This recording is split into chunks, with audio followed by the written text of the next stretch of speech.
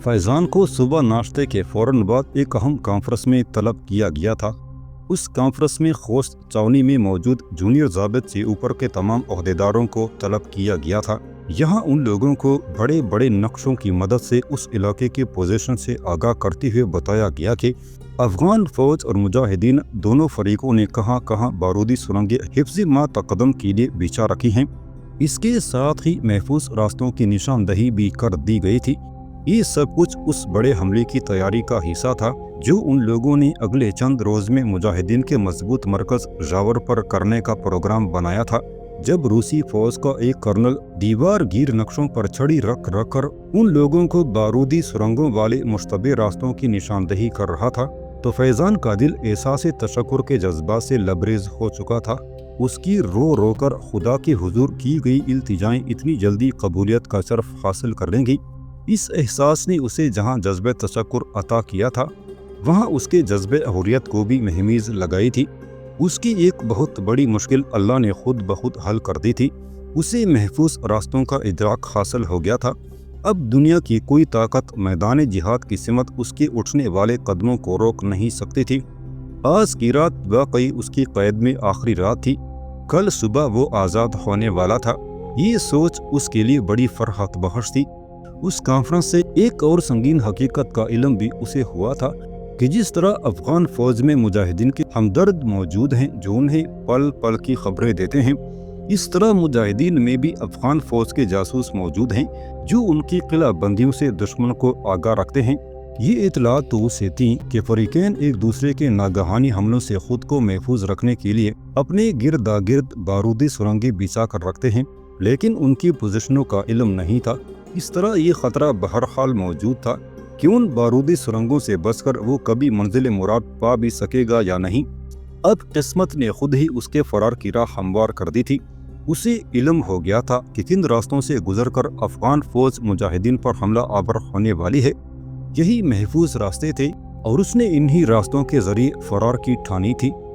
उस रोज शाम के बाद उसे एक सेक्शन साथ लेकर रेकी करने के लिए भेज दिया गया। उस सेक्शन में उसके साथ एक हवलदार और एक अस्कर था। ये हवलदार ढलती उम्र का आदमी था और मकामी इलाके का होने की वजह से उन रास्तों से काफ़ी वाकफियत भी रखता था। फौजी उसूलों के मुताबिक उन लोगों को दुश्मन के इलाके में रेकी करके सूरत हाल का जायजा लेना था। उन रेकी करने वाले गश्ती दस्तों की रिपोर्ट के बाद ही फिर हमले की जुज़ियात तय की जाती हैं। उस ड्यूटी को ज़ाबित फैज़ान ओगलो ने अतिया खुदाबंदी जानकर कबूल कर लिया था। शाम ढले अपने दोनों हमराइयों के साथ वो अपनी मिशन पर रवाना हो गया। उसने जानबूझकर अपने एक साथी को LMG और दूसरे को रॉकेट लॉन्चर ले जाने का हुक्म दिया। उसकी ख्वाहिश थी कि उसके जरिए मुजाहिदीन तक बेहतर असलहा तो पहुंच जाए। दोनों मुहाफ़िज़ों ने बिला चूम चुरा उसके हुक्म की तामील की।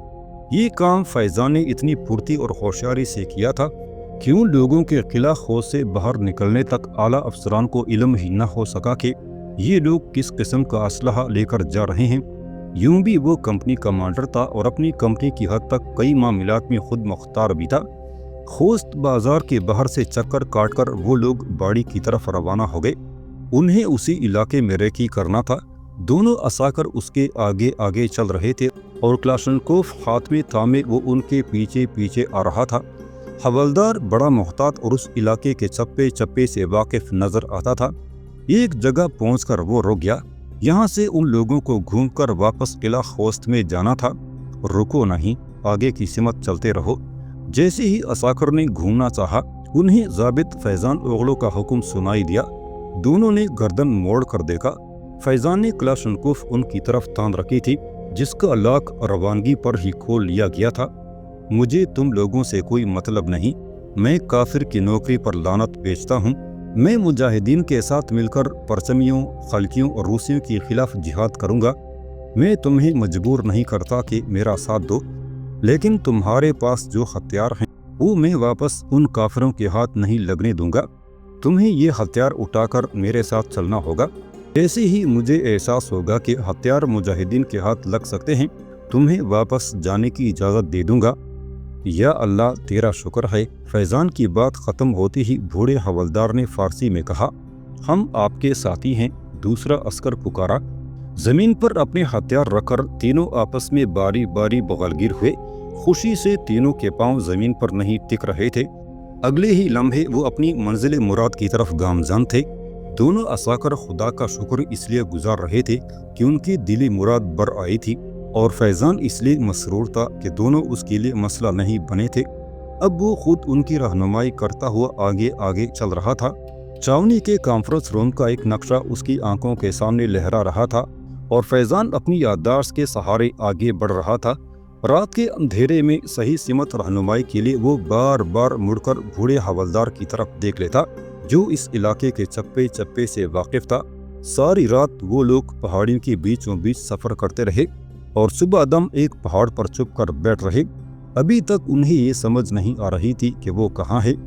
ایک بات تو یقینی تھی کہ وہ مجاہدین کے علاقے میں پہنچ چکے تھے۔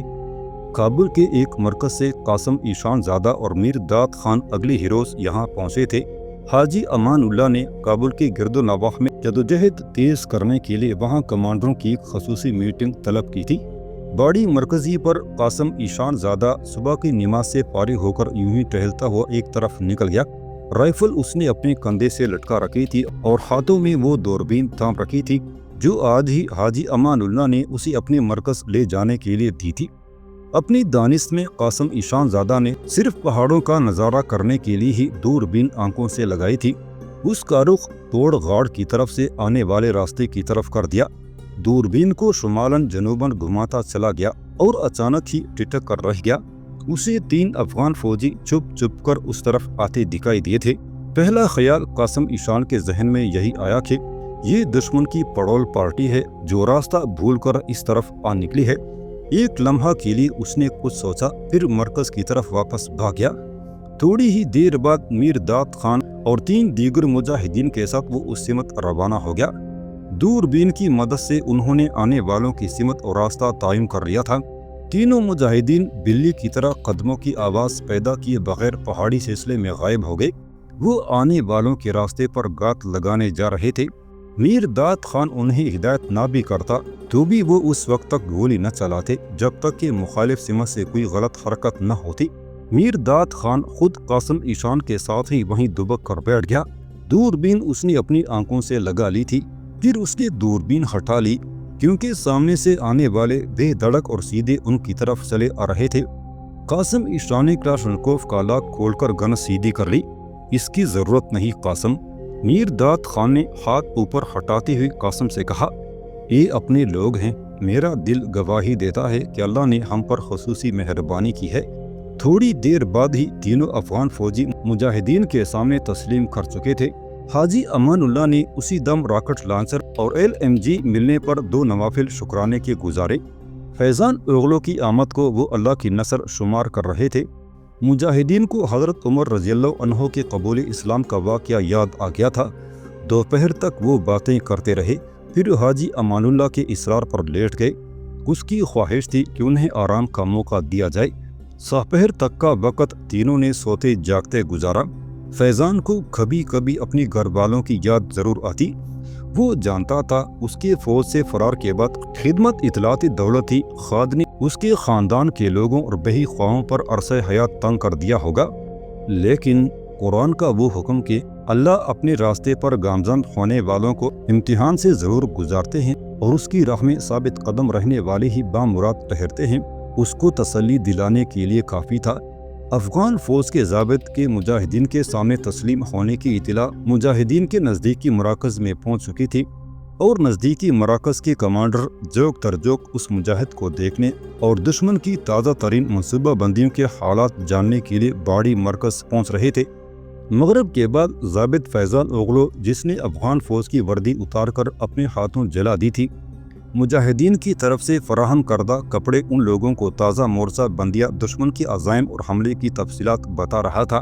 مجاہدین کو کچھ اطلاعات تو اپنی بہی خواہوں کی طرف سے مل چکی تھی، لیکن اتنی تفصیلات کا علم ہونے پر وہ مزید ہوشیار ہو گئے۔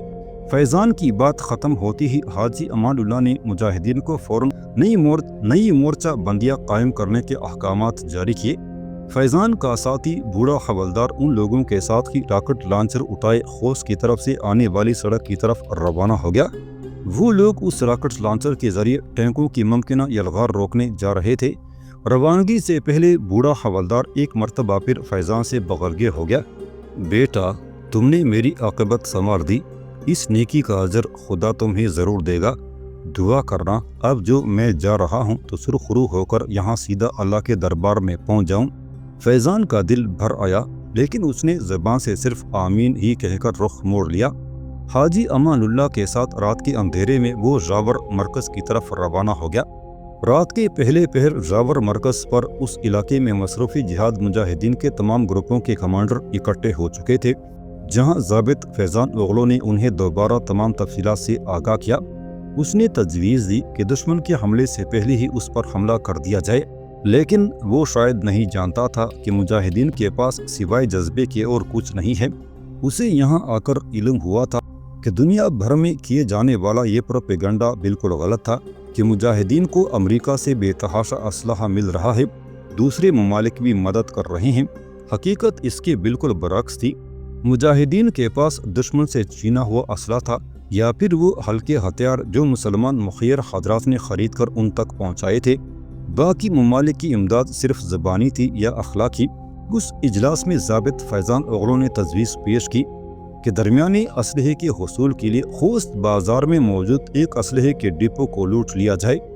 उसकी इस तजवीज़ से इत्तेफाक किया गया और अगले रोज़ रात का वक़्त इस मुहिम के लिए मुंतखब हुआ। हाजी अमानुल्लाह की तजवीज़ पर ज़ाबित फैज़ान ओगलो को ही हमला आवर मुजाहिदीन की कमान सौंपी गई। अगला रोज़ उसकी ज़िंदगी का अजीब इनकलाब लेकर नमूदार हुआ। कल तक वो अफ़गान फ़ौज का ज़ाबित था और आज मुजाहिदीन का कमांडर बनकर हमला करने जा रहा था। शाम ढले वो लोग अपनी मुहिम पर रवाना हुए। खोस्त बाजार के बाहर ही फैज़ान ने अपने साथियों को रोकने का इशारा किया। वो खुद हालात का जायज़ा लेने के बाद कोई कदम उठाना चाहता था। फैज़ान के साथ आने वाले मुजाहिदीन की तादाद 4 थी और उनके पास सिर्फ 2 राइफलें थी या फिर कैनवस के थैले, जिसमें वो लोग यहाँ से लूटा हुआ असला लेकर जाना चाहते थे। फौजी तरबियत के मुताबिक उसने पहले खुद असलहे के डिपो का जायजा लिया, जो किले के बाहर एक कदरे महफूज मकान पर बनाया गया था। यहाँ 3 पहरेदार मौजूद थे। फैज़ान जानता था कि उन लोगों के इशारे पर फौज उनकी मदद को आ सकती है। उसे सबसे पहले फौज को मसरूफ रखने के लिए कुछ करना था, जिसका बंदोबस्त उसने रवानगी पर कर लिया था। अपने साथियों को साथ लेकर वो डिपो के नज़दीक पहुंचा। फिर उसने अपने कोट की जेब से एक पेट्रोल की बोतल निकाली, जो इसी मकसद के लिए उसने दमे रुखसत अपने पास रखी हुई थी। बोतल के मुंह में कपड़ा ठोंसकर उसने कपड़े को आग दिखाई और बोतल को पूरे जोर से डिपो से कुछ फासले पर कैमोफ्लेज की गई गाड़ियों पर फेंक दिया। बोतल कैनवस की चादरों पर गिरी, जिन्होंने फौरन आग पकड़ ली। जलती हुई कैनवस की चादरें जब वहां मौजूद व्हीकल्स पर गिरी, जिनमें पेट्रोल के खेंद रखे हुए थे, तो जैसे कयामत आ गई। पल भर में शोले आसमां से बातें करने लगे। चंद ही मिनटों में वहां कोहराम मच गया। अलार्म बजने लगे। डिपो के पहरेदार उसी तरफ दौड़ पड़े। दौड़ते पहरेदारों को मुजाहिदीन ने निशाने पर रखा हुआ था। उनकी जमीन चाटते ही वो लोग फैज़ान के इशारे पर डिपो में जा घुसे। चंद मिनट बाद चारों मुजाहिदीन ने अपनी जिस्मों पर असलहे के गट्टे लाद लिए थे। फैज़ान उनकी रहनुमाई के लिए आगे आगे चल रहा था। आग की रोशनी से बचने के लिए उन्होंने लंबा लेकिन महफूज रास्ता अख्तियार किया। उसकी दानिश में उन्हें किसी ने देखा नहीं था, लेकिन वो ये न जान सका कि उसे भागते हुए उसकी कंपनी के एक अस्कर ने ज़रूर देखा था। ये अलग बात कि वो अपने साबिका ज़ाबित पर गोली चलाने की जुर्रत न कर सका और उसके किसी फैसले पर पहुंचने से पहले ही फैज़ान उसकी जद से निकल गया था। आग की लिपटों ने किले में मौजूद फौज को बौखला कर रख दिया।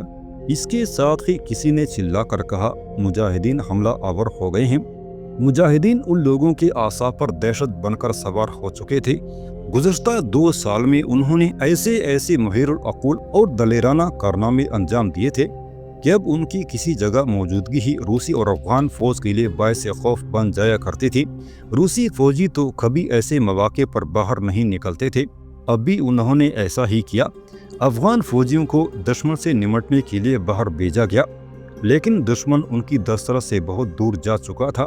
ज़ाबित फैज़ान ओगलो और उसके साथी बड़ी तेज़ रफ्तारी से सफ़र करते पहाड़ी सिलसिले में गुम हो चुके थे। दम रुखसत उसने उस डिपो से हासिल करदा दस्ती बमों के जरिए डिपो को राख के ढेर में बदल दिया था। رات کے اندھیرے میں مجاہدین کا تعاقب کرنے کی حماقت کوئی نہیں کر سکتا تھا، کیونکہ تمام فوجی جانتے تھے کہ اپنے فرار کے راستے پر مجاہدین نے گات ضرور لگائی ہوتی ہے تاکہ تعاقب میں آنے والی فوج سے نمٹا جا سکے، اور رات کے اندھیرے میں گولی کی سمت کا اندازہ کرنے سے پہلے ہی موت ان کا مقدر بن سکتی ہے۔ سپیدہ سحر نمودار ہونے سے پہلے وہ لوگ اپنے مرکز میں پہنچ چکے تھے، اور اس محاذ پر پہلی مرتبہ مجاہدین کے ہاتھ اسلحے کا اتنا بڑا ذخیرہ لگا تھا۔ فیضان کے پہلے ہی کارنامے نے اس کا احترام سب کے دلوں میں قائم کر دیا تھا۔ دوسری طرف صبح ہونے تک آگ کی طرح یہ خبر دشمن کی کیمپ میں پھیل گئی کہ رات مجاہدین نے حملہ ضابط فیضان اغلو کی کمان میں کیا تھا، اور فیضان یہاں سے فرار ہو کر مجاہدین کے ساتھ شامل ہو چکا ہے۔ میر داد خان واپس کابل مرکز آیا تو حاجی امان اللہ نے فیضان اغلو کو بھی اس کے ساتھ روانہ کر دیا۔ وہ سمجھتا تھا کہ ایسے مجاہدین کی زیادہ ضرورت کس محاذ پر ہو سکتی ہے، اور جلد ہی کابل کے در و بام اس کے نام سے گونجنے لگے۔